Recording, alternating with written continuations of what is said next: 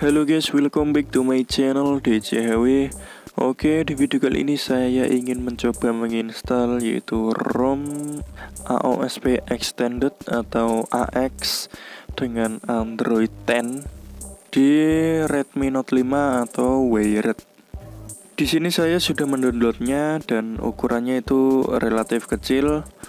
Dan saya mendownload yang versi tidak ada GApps-nya atau OpenGapes-nya supaya proses downloadnya itu bisa lebih cepat. Ukurannya sekitar 690-an MB. Cukup kecil karena tidak include Google Apps. Oke, seperti apa fiturnya, seperti apa tampilannya, dan seperti apa isinya, mari kita coba install. Oke, sebelumnya bagi yang belum subscribe channel ini, subscribe dulu channel ini dan nyalakan lonceng notifikasinya supaya nggak ketinggalan update saya berikutnya. Dan jangan lupa juga untuk like, share, dan komen video ini. Di sini sebelumnya saya menggunakan Android 10 ROM Pixel Experience yang saya install kemarin. Untuk di ROM Pixel Experience ini tidak banyak kustomisasi tapi cukup ringan dan compact. Oke, langsung saja kita pergi ke TWRP dengan kita restart HP-nya sambil menekan volume atas supaya langsung masuk ke TWRP. Setelah logo muncul, langsung kita lepaskan volume atasnya. Oke, di sini saya menggunakan custom TWRP Orange Fog Recovery Project. Yang lain juga bisa sama saja, menyesuaikan dengan caranya. Sebelum kita install ROM, seperti biasa kita perlu web data dulu agar tidak terjadi tumpukan ROM. Kita pilih semuanya kecuali internal storage, micro SD, dan USB OTG, lalu kita swipe.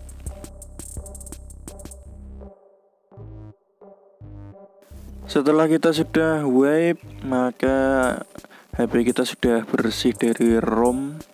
Jadi kita langsung install saja ROM-nya yang sudah kita download tadi. Kita cari ROM yang telah kita download tadi, AOSP Extended tadi. Oke, ini dia, kita pilih. Kemudian di sini saya ingin menambahkan GApps atau OpenGapes karena ROM ini tidak ada OpenGapes-nya. Jadi di sini saya install manual. Kita pilih OpenGapes Nano Android 10. Kemudian saya juga ingin menambahkan Magis atau root. Ini opsional, terserah. Kalau mau root ya tinggal pasangkan juga, kalau enggak di skip saja, langsung di swipe. Jadi di sini akan menginstal 3 file yaitu ROM, terus OpenGapes, kemudian Magis atau root. Lalu kita swipe untuk memasang ketiga file tersebut. Oke, di sini saya percepat videonya karena memakan waktu sekitar 2-3 menit. Kemudian saya reboot sistem.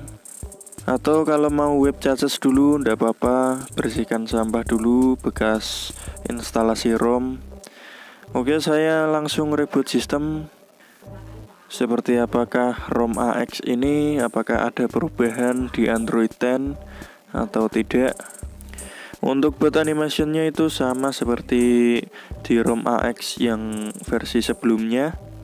Ada lambang AX terus lingkaran yang berputar-putar.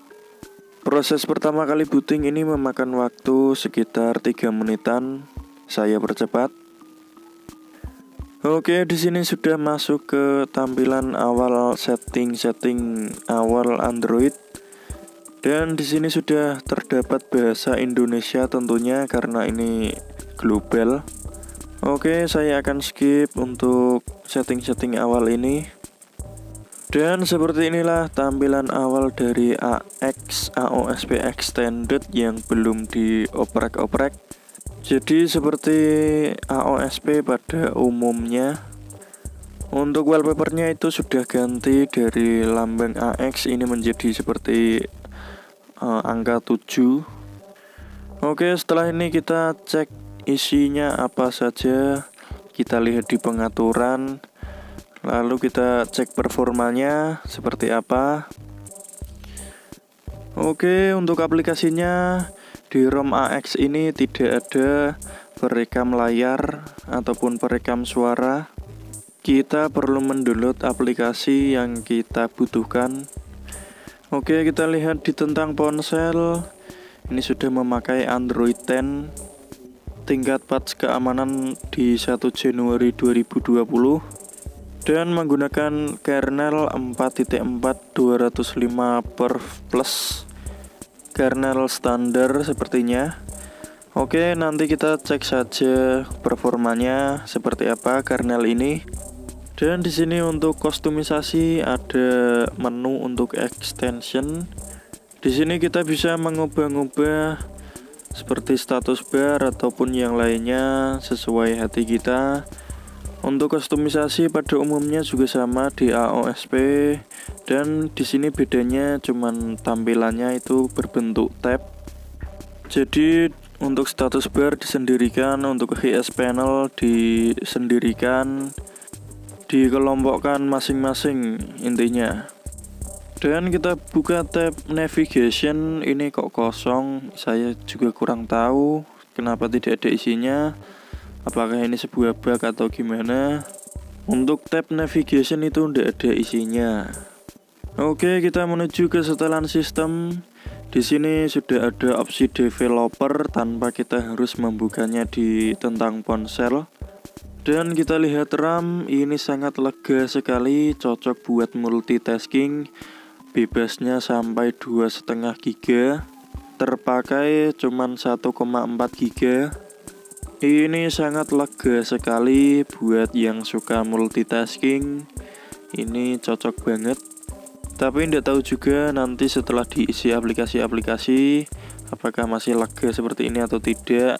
Ini masih lega karena ROM baru, belum ada aplikasi-aplikasi tambahan. Oke, kita lanjut ke kamera. Apakah kameranya ngebug seperti di ROM AX sebelumnya? Ini memakai MIUI kamera. Seperti sebelumnya juga memakai MIUI kamera, tapi di kamera depan itu ngebug. Dan di sini kamera belakang oke. Untuk mode manual ini belum bisa memakai lensa deep sensor atau cahaya redup seperti di MIUI Cam Mode. Atau cek di video saya sebelumnya untuk mengetahui MIUI Cam Mode. Oke, kita cek di kamera depannya, dan kamera depannya itu diperbaiki. Ini menjadi lebih terang, lebih bagus seperti di bawaan ROM MIUI. Jadi untuk kamera depannya itu tidak ngebug. Tapi saya tidak tahu juga kalau buat video call itu buram atau tidak. Oke, untuk kernelnya, untuk Little Cluster itu dari 633 sampai 1612, standar untuk Redmi Note 5. Jadi untuk performanya bisa jadi tidak ditingkatkan. Dan kita lihat di Big Cluster, ini 1113 sampai 1804, ini sama seperti bawaan dari Redmi Note 5. Untuk CPU governor itu ada banyak, ada interaktif, konsekutif, ada performance, dan lain-lain. Kita bisa mengatur sesuai kondisi dan kebutuhan kita. Dan kita juga bisa mengatur MSM thermal, juga core control. Kita bisa atur, tidak seperti di Pixel Experience yang tidak bisa diatur. Dan di sini belum ada fitur sound karena kernel bawaan dari ROM itu pasti tidak ada untuk pilihan sound, sudah diatur pada ROM-nya sendiri. Oke, kita pergi ke Antutu. Di sini terbaca sebagai GPU Adreno 509. Jadi ini untuk GPU tidak ditingkatkan. Bagaimana dengan skor Antutunya? Langsung saja kita cek. Oke, skornya cukup tinggi, 145.000 sekian, seperti pada ROM MIUI bawaan dari Redmi Note 5. Jadi performa itu utuh dari Redmi Note 5 itu tidak dikurangi. Untuk CPU tidak di overclock dan GPU pun masih sama 509. Oke, bagaimana untuk skor GPU Max benchmark? Kita lihat. Oke, untuk di tes GPU Max Benchmark ini masih ada yang tidak terisi gambar seperti di Pixel Experience, jadi layar tidak bisa full screen. Ini mungkin akan mempengaruhi hasil skor untuk tes GPU Max Benchmark ini. Dan dia mendapatkan skor yaitu 456.000, sama halnya seperti di ROM MIUI. Dengan GPU Adreno 509 mendapatkan skor 456.000 itu sudah sangat besar. Oke, untuk ROM ini saya rasa juga cocok untuk gaming.